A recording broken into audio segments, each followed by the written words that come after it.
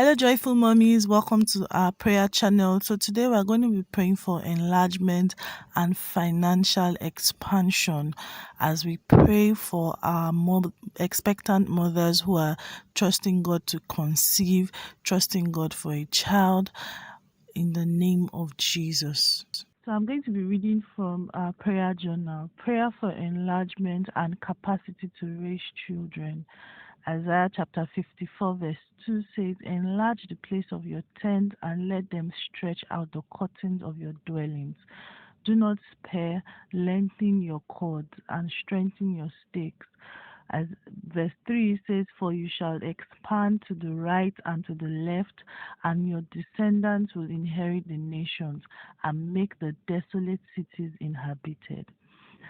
As I read this scripture, I began to ask myself, why would a woman who doesn't have children be told to expand where she's currently residing before she sees the manifestation of the child?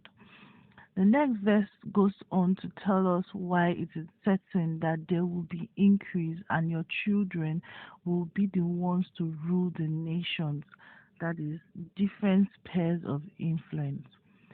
Expansion doesn't only refer to our physical residence, it is also speaking about expanding our hearts, building our imagination about the manifestation of our children, even before we hold them in our hands.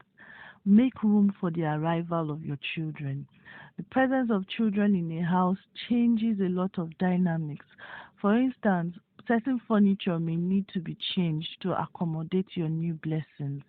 Else, it could lead to casualties or even destruction of valuable items. So you see why you need to make adjustments in your mind even before they arrive. Expansion also deals with financial increase. The truth is, some of us are not really financially ready to cater for children. Though we desire it, our financial reality as it is may turn a blessing into a curse. So we need to expand in our finances.